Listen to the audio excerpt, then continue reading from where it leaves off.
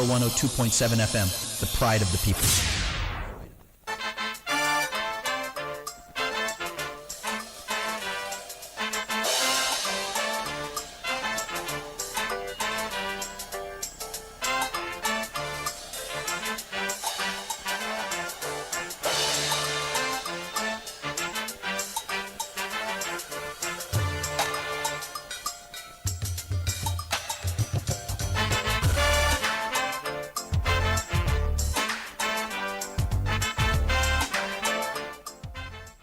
A very beautiful morning out there, and welcome to another edition of In the Papers on your darling station iPower 102.7 FM, a segment where we bring to you the biggest headlines making waves across Nigeria and beyond.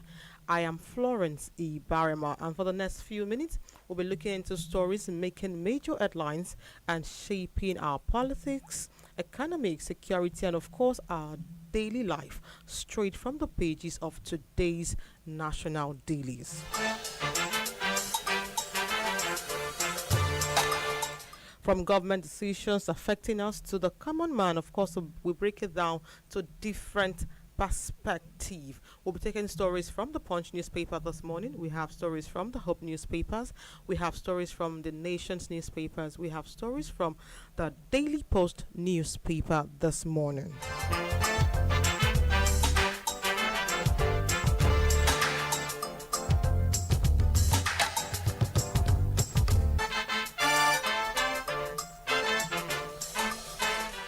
Beginning with the story and headline from the Hope newspaper this morning, we have Ondo at 50. Leaders applaud rapid transformation under Ayedatiwa.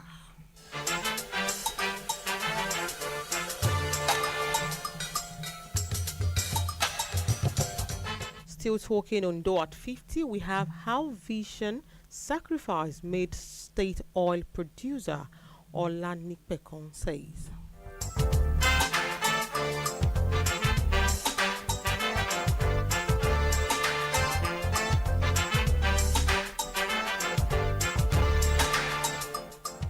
Yes, still on the Hope newspaper this morning, we have Ondo Fire Service in Hall records 0 casualty for 2025.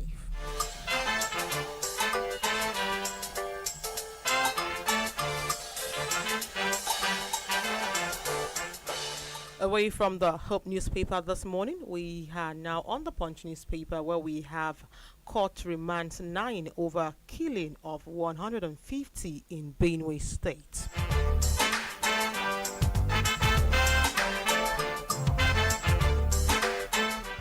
Still on the Punch newspaper this morning, we have FCT police advise NLC against anti-Wike protests.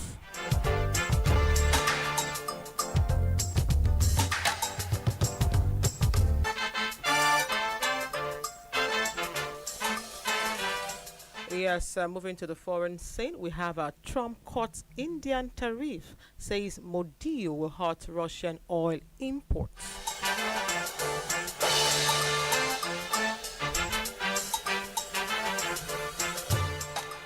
Still on the Punch newspaper this morning, we have ministry blames budget delay as South African court embassy power supply.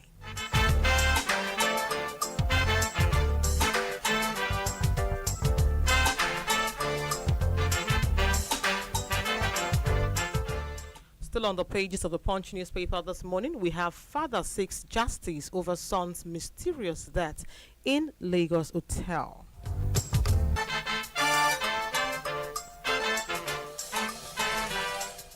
Still on the pages of the Punch newspaper this morning, we have CSO promote menstrual hygiene in Bauchi schools.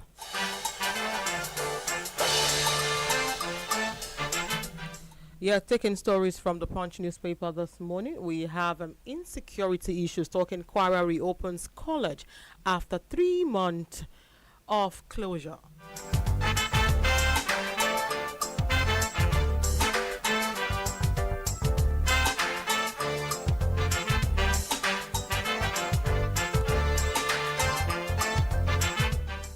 Away Away from the Punch newspaper this morning, we are now on the Guardian newspaper talking Malami moves to overturn interim forfeiture of EFCC seizure properties.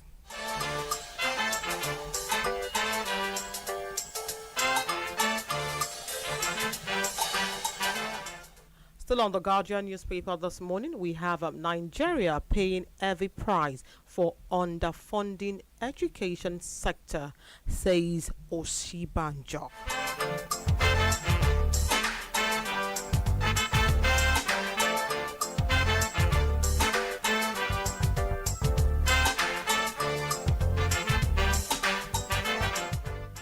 Away from that, and now to the Nation's newspaper this morning, we have JAM to give free UTME forms to PWDs.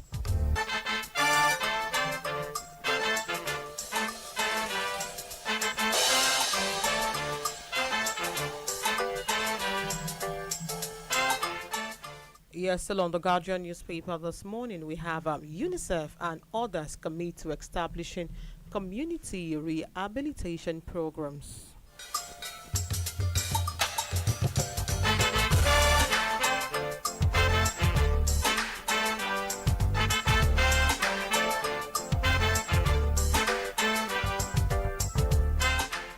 Yes, still on the Guardian newspaper this morning, we have residents protest alleged land grabbing in Ogun community.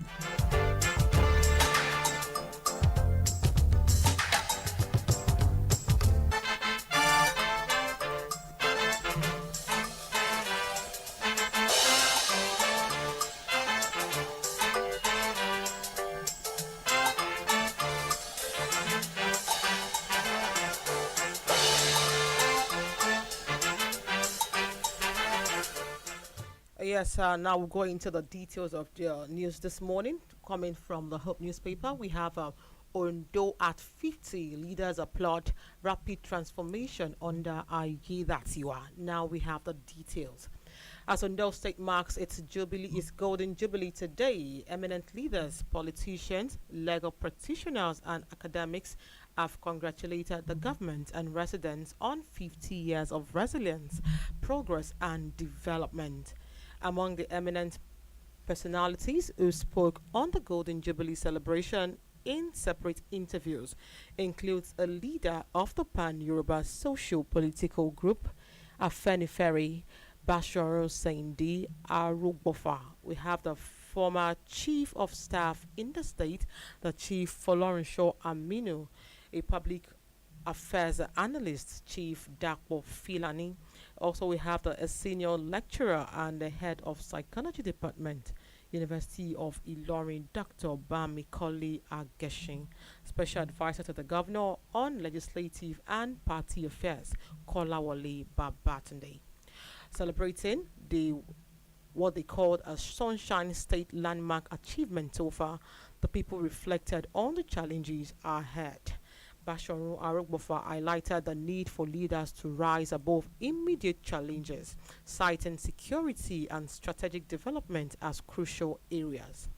Reflecting on the past governor, he commended Papa Michael Adekunle Arjashin tenors and former Governor Akeredolu Amoteko initiative, urging current leaders to continue sustainable and inclusive policies. Arugbofa, the national leader of Afenifere, urged that the next 50 years must be underpinned by moral reawakening and value-driven leadership to safeguard the state future.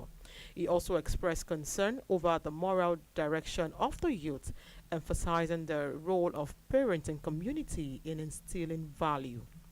He stressed that the need for the state to remain peaceful and develop its own strategic initiative, citing recent international security incidents as lessons. He warned that the growing tendency of youth to follow popular and dangerous paths promising quick reward poses a serious threat to the sustainability of the state beyond the Golden Jubilee.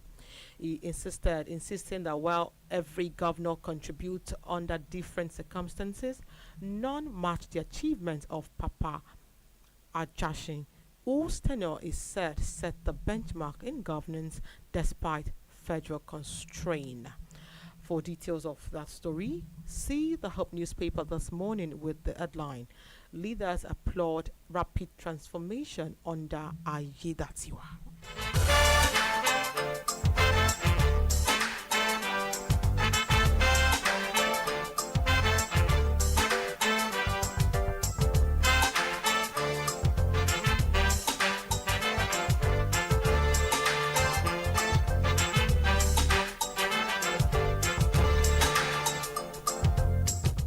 Still taking stories from the Hope newspaper this morning. We have still talking on Ondo at 50. We have our vision and sacrifice made state oil producer, says Olani Bekon.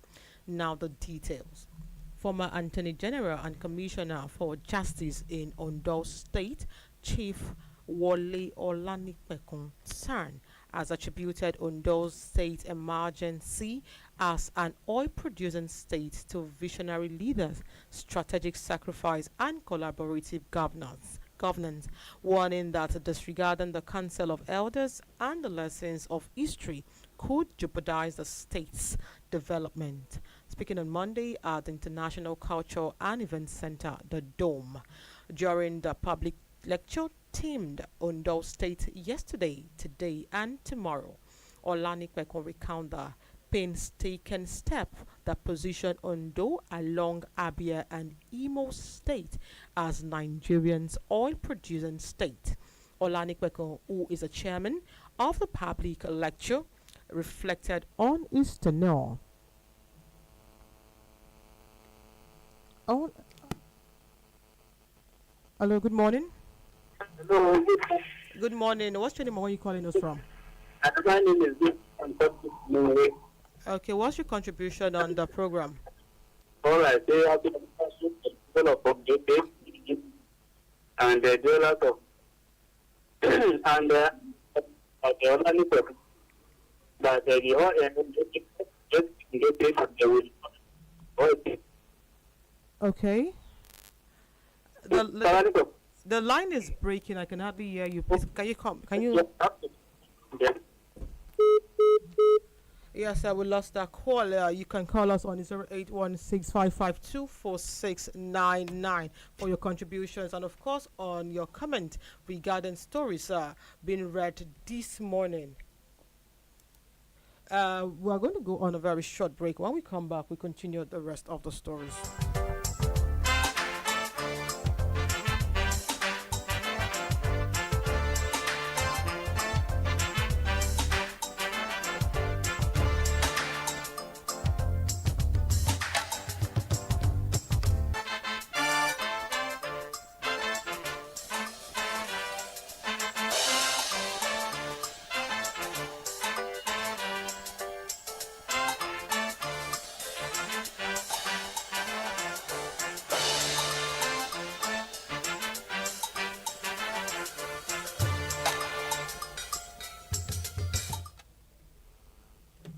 Hello, good morning. Hello? Yeah, good morning. And who are we on to, please? You You said? I called back. Okay. What's your contribution? Yeah. Okay. So, I said, by Salani concern that this has been blessed with oil. But you are go further that what are we seeing with God blessing us with that oil? You see, in the entire southwest state, out of the 6 states, look at the kitchen because it's so I like the kitchen. When and so on and no government in the kitchen can just get to power and begin to sleep unlike what we have in Indo State. You understand now? So the idea on the snake that this equity must move forward. If it is not receiving all money, nothing, no cocoa, nothing. And go and look at Ado Ekiti, for example. Everything is going on. Look at the state. 50 years anniversary. I don't even know that government will even come out as a celebrating 50 years. Celebrate. What is the essence of the celebration? Huh? Nothing. Okay, I want to say this governor who is claiming that February 24, 1 year. This 2026, December 27, I hear that will be 3 years in office.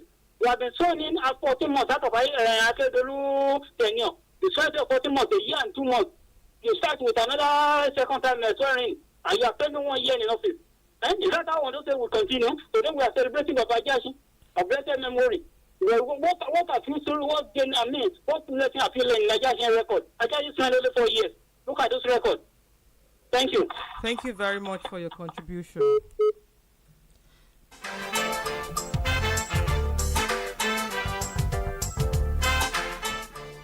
Yes, thank you very much for your contribution. Of course, you can still reach us with your reactions and comments regarding the stories read this morning on 0816-552-4699 regarding the stories read this morning.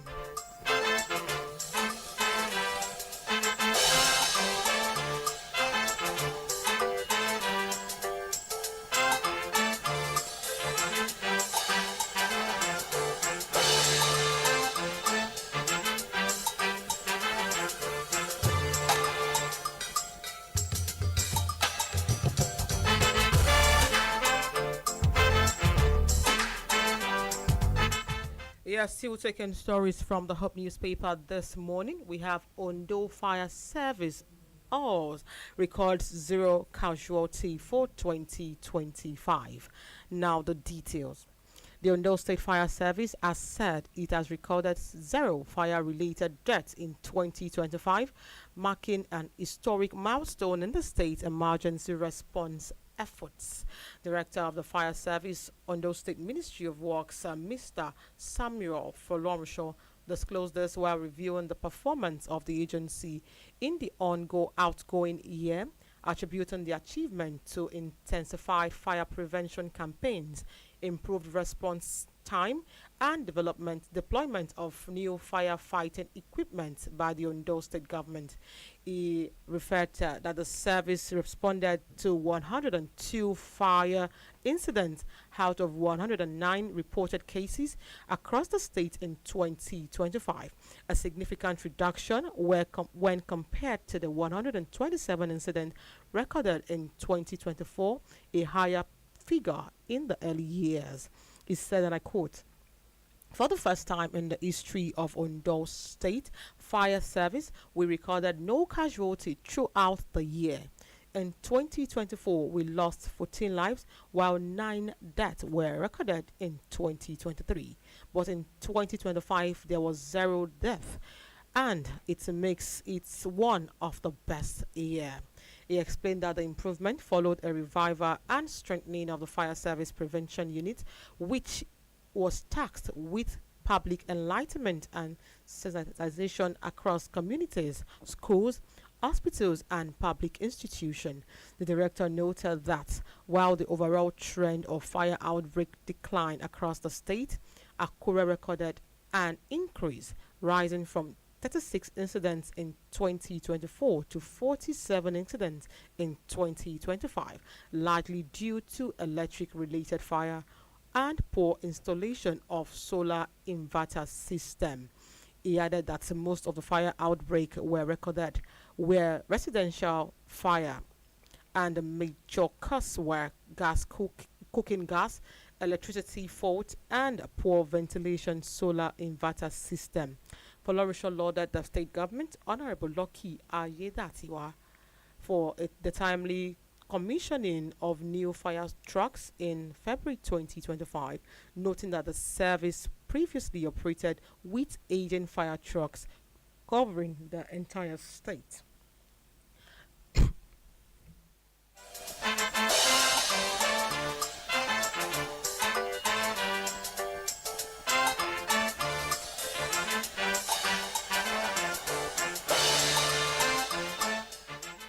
Yes, so for details of that story, see the Hope newspaper this morning with the headline, Ondo Fire Service records 0 casualty for 2025.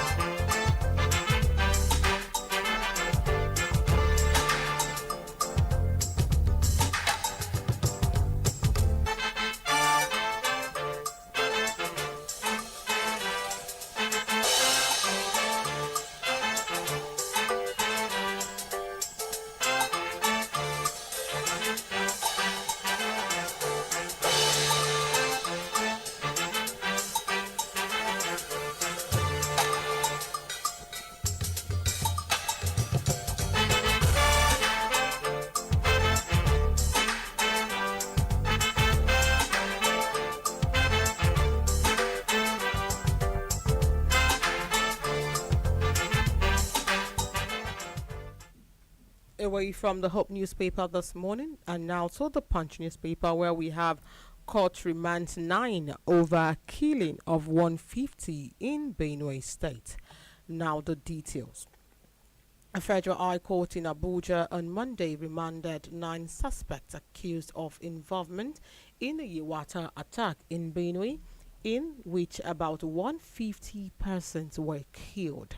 The suspect pleaded not guilty to the 59-count amended charge bordering on terrorism, which they were arraigned before Justice Joyce Abdul Malik. The arraignment followed the withdrawal of the charge against the 6th defendant, Yakubu Maman, by the Attorney General of the Federation, Lateef Fagbemi SAN. The Punch reports that the office of the AGF had earlier said the suspect, who were strongly linked to the killing in Yewata, would be arraigned after what it described as a painstaking investigations and interagency collaboration. Fagbemi appeared in court along with the Director of Public Prosecution of the Federation, Rotimi Oyedepo San. For the prosecution, Ibrahim Anigulu San, Christiana Sylvester, and Aminu Abubakar Bagudu represented the first 8th and 9th defendant, respectively, while A.I. Kura appeared for the second defendant. Adamu Abdul Malik held a brief for the 3rd, 4th, 5th, 7th, and 10th defendant. Fagbemi informed the court that the prosecution had filed a 57-count amended charge dated January 19, 2026 and filed on January 20, 2026 against 10 defendants. The remaining defendants in are Ardolawa Muhammad Sadu, Al-Aji Aruno Abdullahi, Yakub Adamu, Mohammed Musa, Abubakar Adamu, Sabiu Ibrahim, and Salem Mohammed, and Bako Jubrin. Following the prosecution application, the court ordered that the amended charge be read to the defendant with the aid of an interpreter, after which they all pleaded not guilty to the 57 count. In count 1 of the charge, the defendants were accused of participating in meetings between May and June 2025 in Nasarawa State to plan an attack in Yewata community in Guma local government area of Benue State, an attack allegedly carried out on June 13, 2025, resulting in the burning of houses, grievous body harm, and the death of about 150 persons.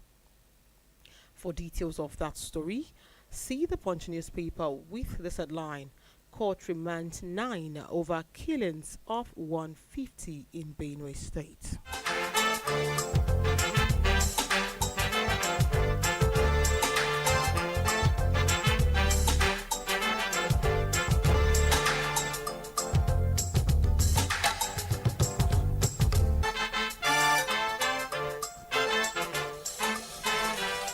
Still on the Punch newspaper this morning, we have FCT police advise NLC against anti-Wike protest. Now the details. The Federal Capital Territory Police Command has advised the Nigerian Labour Congress and the Trade Union Congress to reschedule their planned protest in Abuja on Tuesday, today, February 3, 2026, citing security concerns and intelligence report indicating a risk of infiltration by the non-state actors. The police said the planned rally, announced by organized labor in solidarity with striking workers of the Federal Capital Territory Administration, could be hijacked and pose a threat to public peace and safety in the nation's capital. The NLC and TUC had on Sunday announced They have announced plans to stage a peaceful solidarity rally in Abuja in support of the FCTA workers who commenced an indefinite strike on January 19 over unpaid salaries, promotion arrears, and poor working conditions. In response to the strike, the FCT authorities approached the National Industrial Court, which declared the industrial action illegal and ordered the workers to resume duties. Organized labor, however, accused the FCTA of intimidation and vowed to resist the court order. In a joint statement signed by the NLC spokesperson Benson Ukpa and the TUC Secretary General N.A. Toro, the union said the rally would hold at the Federal Capital Development Authority as a public demonstration of solidarity. The director all affiliates and state council within the FCT to mobilize members for what they describe as a lawful and peaceful protests. However, in a statement issued on Monday, the police public relations officer SP Josephine Ade said the command was aware of the planned protest and recognized citizens' constitutional right to peaceful assembly.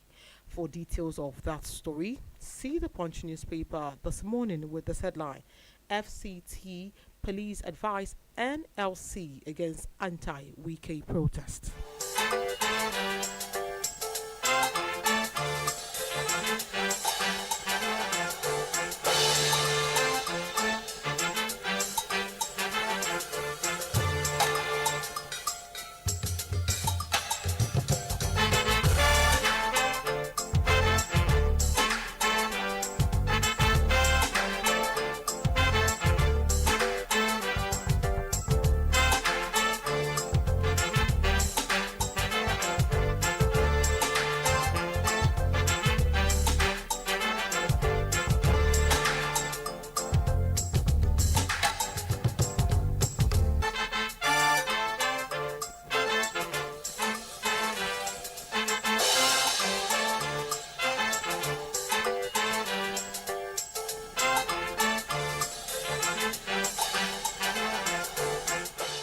Still taking stories from the Punch newspaper this morning, we have CSO promotes menstrual hygiene in Bauchi State.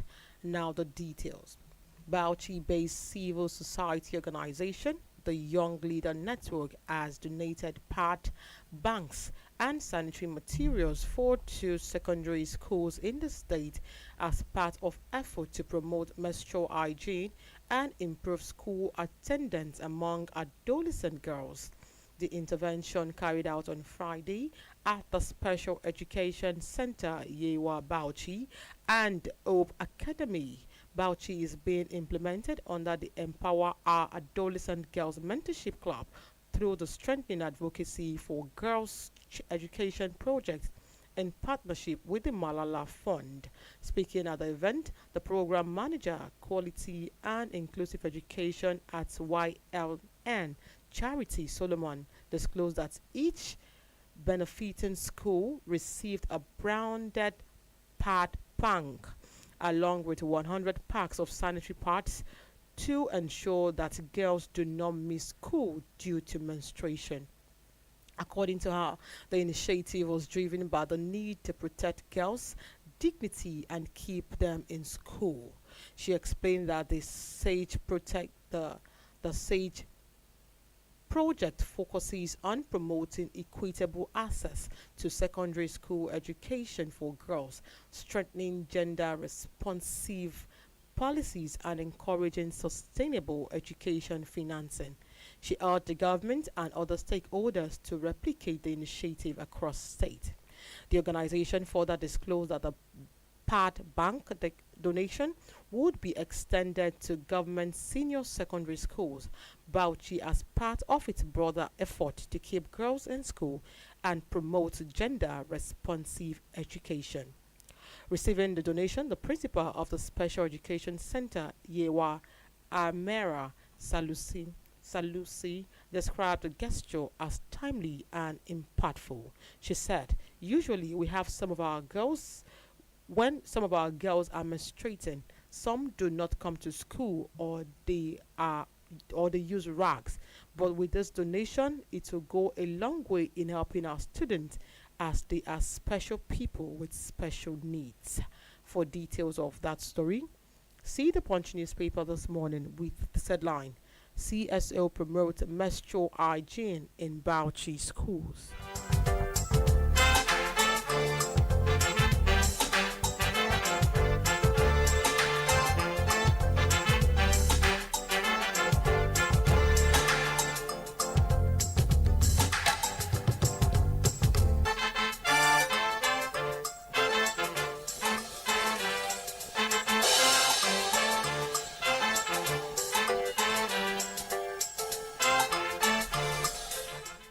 Still on the Punch newspaper this morning, we have this talking on insecurity.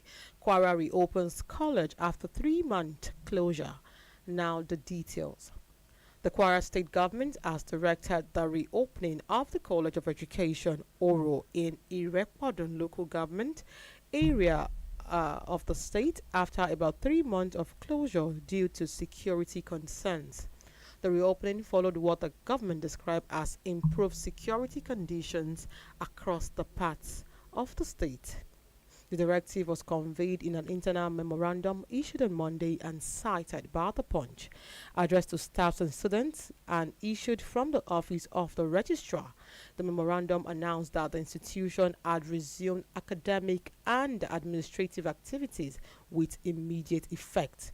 It added that academic and administrative activities would commence immediately, while the management expressed appreciation to the government, the Ministry of Tertiary Education, and other stakeholders for their support. The development followed an announcement by the Kwara State Government on Sunday that schools across the state would reopen from Monday, February 2, 2026, after 3 months of closure occasioned by insecurity. The decision was contained in a statement issued by the press secretary of the Ministry of Education and Human Capital Development, Mr. Peter Amogboyale, quoting the Commissioner for Education, Dr. Lawa. According to the statement, the school authorities statewide have been notified to reopen. The statement added that security operations were ongoing to sustain recent gains, while efforts were also being intensified to strengthen community resilience alongside keen operations by security agencies. For details of that story, see the Punch newspaper with this headline: Kwara reopens college after 3-month closure.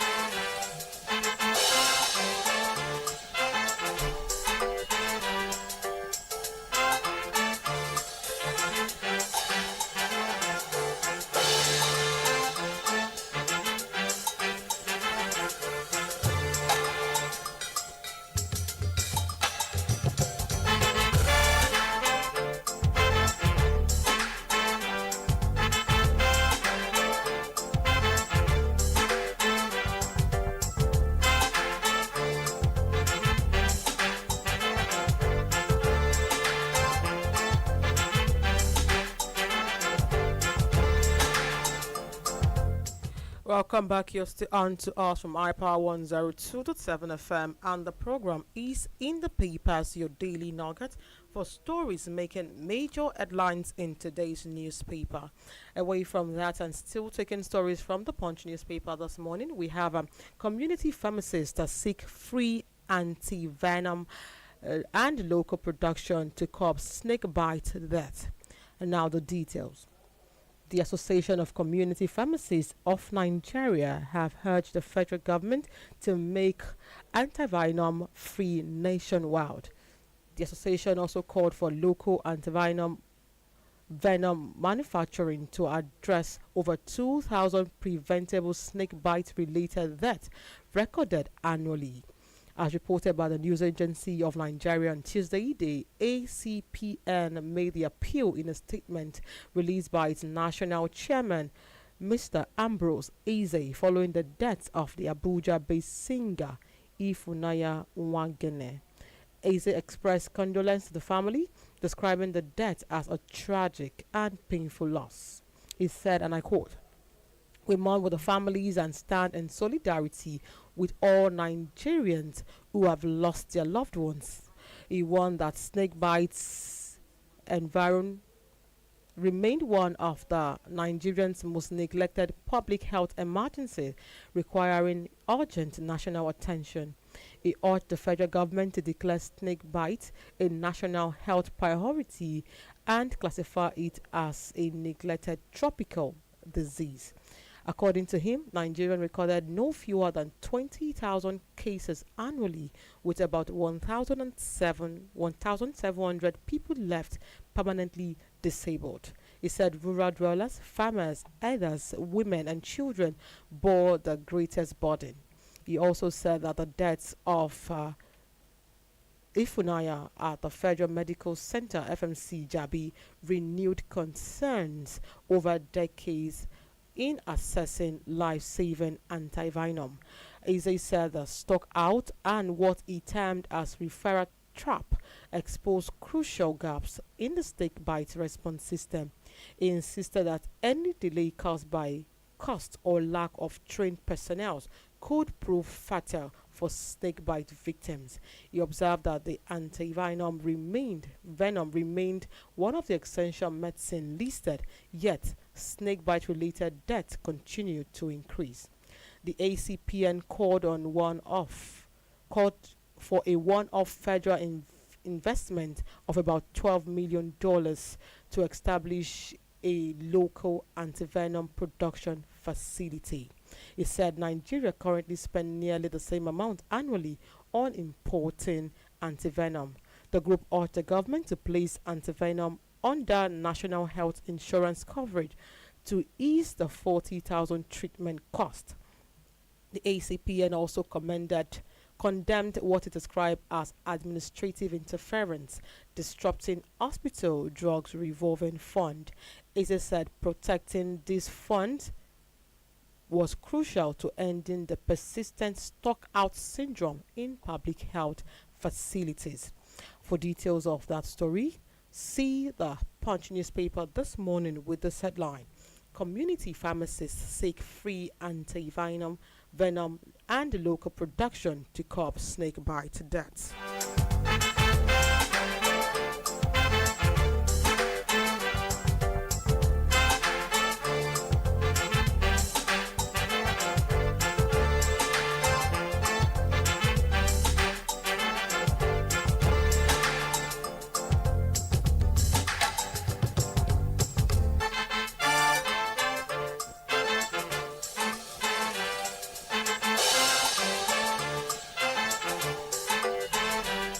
Still on the Punch newspaper this morning, we have federal government begins training for 10 million Nigerians on financial literacy.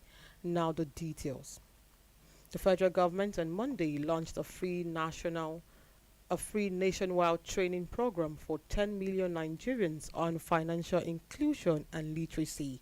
The news agency of Nigeria, reported that the training is organized by the Office of the Vice President through the Presidential Committee on Economic and Financial Inclusion, chairmaned by the Vice President Kasim Shettima. It is designed to equip Nigerians, particularly women and youth, with essential financial skills, investment knowledge, and digital competitiveness for sustainable wealth creation. According to the Office of the Vice President, through the pre-CEFI, signed a memorandum of understanding with 6 professional bodies to jointly design the program, certification, pathway, digital skills initiative, and mentorship platform. This is with the view of strengthening Nigerians' financial and entrepreneurship and enterprise workforce. The professional bodies included the Institute of Chartered Accountants of Nigeria, the Chartered Institute of Bankers of Nigeria, the Chartered Institute of Stockbrokers, and the National Institute of Credit Administration. For details of that story, see the Punch newspaper this morning with this headline: Federal government begins training for 10 million Nigerians on financial literacy.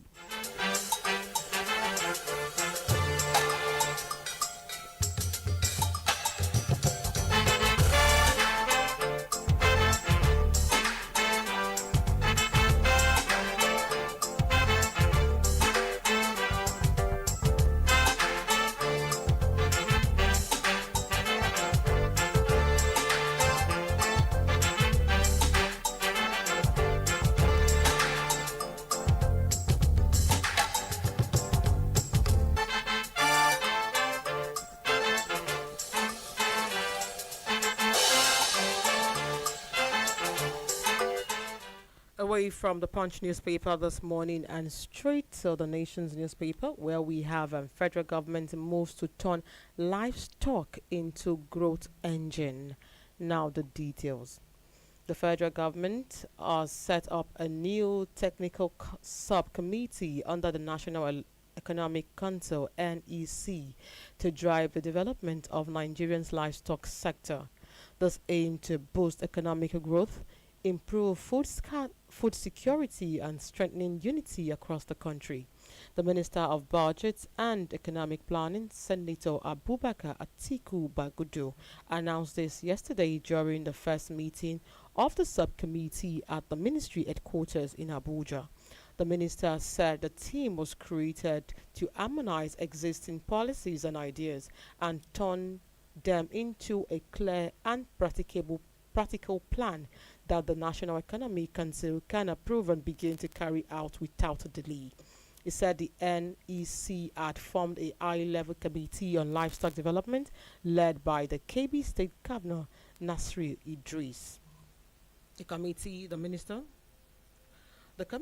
minister said, comprises of governors from 6 geopolitical zones, key ministers, and co-chair of the Presidential Committee on Livestock Development.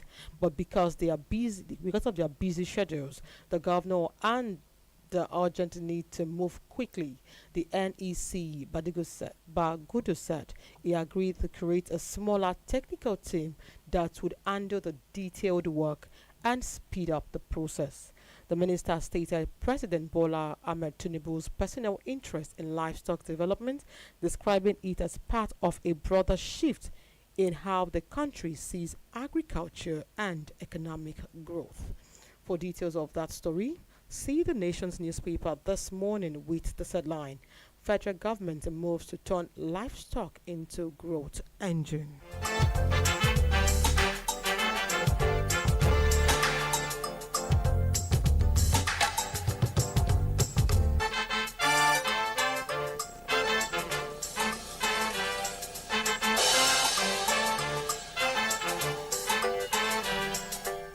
Still on the Nation's newspaper this morning, you can reach us, of course, on our studio line 0816-552-4699 for your contributions and comments regarding the stories read this morning. Also, you can reach us on our social media handles. On Facebook, we have ourselves as iPower1027FM, and of course on TikTok as iPower1027FM. On X, formerly Twitter, it is iPower1027, and of course on Instagram is iPower1027FM. Now away from that and to the Nation's newspaper, where we have federal government reviewing housing project prices. Now the details. The federal government has reaffirmed its commitment to addressing Nigerian housing deficit with assurance that the price of government-owned housing projects will be reviewed to ensure affordability for average Nigerians. The Minister of State for Housing and Urban Development, Yusuf Abdullahi Atta, gave the assurance during an official assessment visit to the National Housing Project (NHP) estate in Lamiga, just east the local government area of Plateau State. Atta said affordable housing remain a core priority under the President Bola Tinubu's renewed hope agenda, stressing that the administration is focused on expanding housing supply while preventing cost barrier that could exclude intended beneficiaries. According to the minister, the Ministry of Housing and Urban Development is intensifying effort to increase the volume of available housing units nationwide, while ensuring that pricing structure reflects economic realities and promote inclusivity. During the visit, officials of the Just East local government area expressed interest in acquiring housing units with the Lamiga estate through the bulk purchase arrangements. However, the local authorities requested a downward review of their initial price, citing visible dilapidation in some of the buildings and the anticipated cost of maintenance and repair.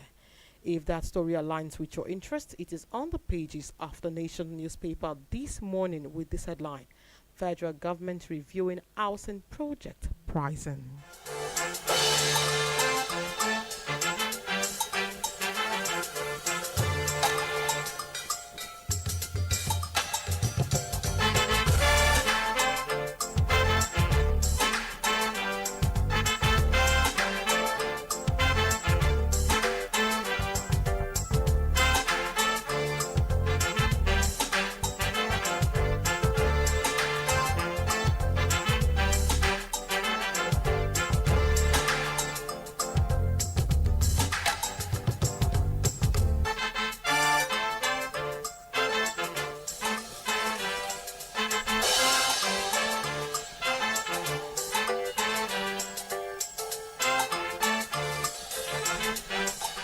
Yes, still taking headlines and stories from the Nation newspaper. We have petroleum body blames regulators for contract delay.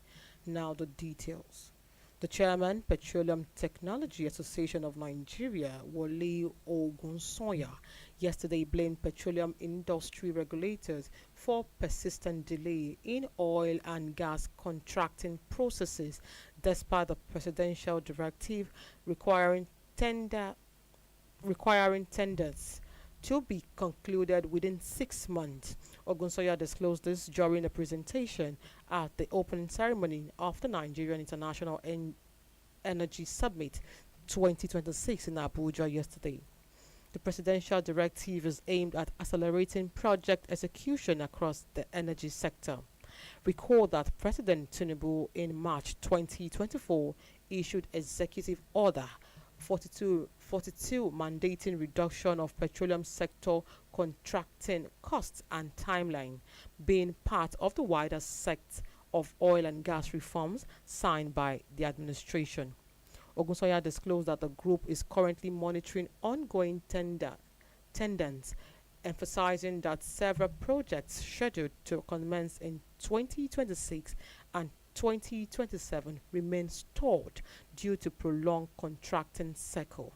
He noted that executing gaps persist despite a significant increase in contracting activities involving expression of interest, tender pre-qualification and technical, coupled with commercial evaluation since the fourth quarter of 2024. He also identified prolonged internal approvals, delayed final investment decision, slow commercial negotiation, extended regulatory and compliance procedure, and funding and financial close challenge as major bottleneck undermining project delivery. According to him, a study conducted by the PETAN revealed that the current rate of contract awards fall significantly short of the presidential benchmark of completing tender within 6 months, with most contracts structured for 5 years and possible 2-year renewal. Ogunsoya therefore called on the presidency to give close monitoring of the contracting process to ensure that awards and project execution align with the presidential timeline, warning that continued delay could weaken investors' confidence and slow sector growth. If that story aligns with your interests, it is on the page of the Nation's newspaper this morning with this headline: Petroleum body blames regulators for contract delay.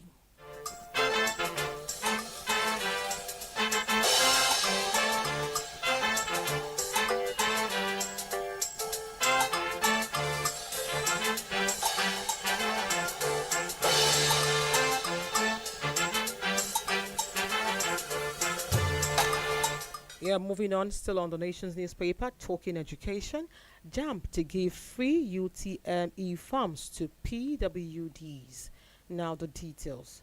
The Joint Admission and Matriculation Board, JAMB, has promised to give free application documents to persons with disabilities registering for this year Unified Tertiary Matriculation Examination. The board announced this in a bulletin shared by its public communication advisor, Dr. Fabian Benjamin, yesterday in Abuja. Registration for the examination started on January 26 and will end in February 28. So far, the board said it has ranked over 2 billion from the sales of the UTME e-pins. Jam recall that as its Jam recall that as it did in previous years, the free application documents are to be processed by its equal opportunities group and candidates with disability who wish to sit for the 2026-2027 UTME examination. The board explained that free UTME documents were part of effort aimed at giving equal opportunities to all categories of candidates with disability who are desirous of pursuing their dreams in higher institution. The registrar, Professor Isiak Oloyede, announced this at the meeting where crucial stakeholders of the board at its national headquarters in Abuja. The registrars restated the board's commitment to the welfare of people living with disabilities through its free application document regime. It listed various parts and also ensured that their commitment remains steadfast. For details of that story, see the Nation's newspaper with this headline: Jam to give free UTME forms to PWDs.